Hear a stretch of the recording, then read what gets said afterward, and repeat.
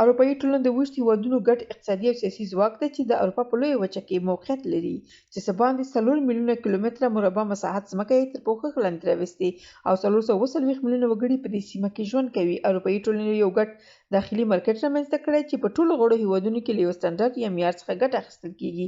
د دغې ټولنې د شینګن په نوم سیمه کې د غړو هېوادونو ترمنځ فزیکي پوله نشته. اوسیدونکي پرته له ویزې کولی شي بل غړي هېواد ته پرته له محدودیت څخه د ژوند، کار، زده کړو او چکر لپاره ولاړ شي او یا هلته استوګنه غوره کړي او یا په هغه هېواد کې ځان ته کاروبار جوړ کړي. دوی کولی شي په ټولو غړو هېوادونو کې د خپل هېواد په څېر له روغتیايي او نورو ټولنیزو حقونو څخه برخمن شي. همداشان دوی د بیکارۍ په وخت کې له یو شان ټولنیزو حقونو څخه برخه اخیستلی شي. غړي هېوادونه له اوبو څخه د کبانو یا ماهي نیولو او کرنې یا زراعت لپاره په ګډه ګټه اخلي او یو د بل په سیمه کې پرته له کوم اضافي ګمرکي محصول خپل توکي لیږدولی او پلورلی شي. دا ټولنه ګډه اقتصادي او تجارتي پالیسي لري چې له نورو نړۍ سره د غړو هېوادونو راکړه ورکړه پرې تنظیموي.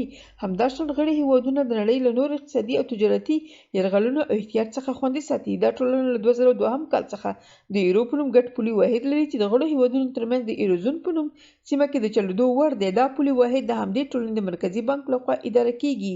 له دوهمې نړیوالې جګړې وروسته بلجیم، هالند، لوکزامبورګ، لویدیځ جرمني، فرانسې او ایټالیا ترمنځ د سکرو او اوسپنې د ګډې همکارۍ له تړون څخه وروسته د سکرو او اوسپنې ټولنه په 1950 زېږدیز کال کې رامنځته شوه چې د وخت په تېرېدو سره یې غړي ډېر او د نن په څېر یې اقتصادي او سیاسي شکل د اروپایي ټولنې په ډول غوره کړ. دا ټولنه د اروپا کمیسیون، د اروپا پارلمان او د اروپا کونسل مهم کمیسیونونه لري. د اروپا کمیسیون د ټولنې اجرایي برخه ده چې مرکزي دفتر یې په بروکسل کې دی او د ټولنې له ټولو داخلي او خارجي فعالیتونو څخه څارنه کوي. اوس یې مشري له بلجیم هېواد څخه مېرمن یوروسلا واندرلین کوي.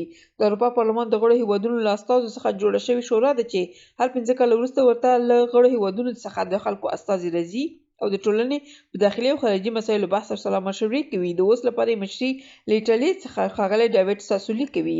د اروپا کونسل دا کمیسیون تر ډیره د اروپایي ټولنې بهرنۍ پالیسي عملي کوي او له نورو کمیسیونونو سره ګډ کار کوي. د اوس لپاره یې مشري له بلجیم څخه چارلس میشل کوي. برټانیه وروسته له 40 کلونو غړیتوب څخه له دې ټولنې څخه بېله شوه.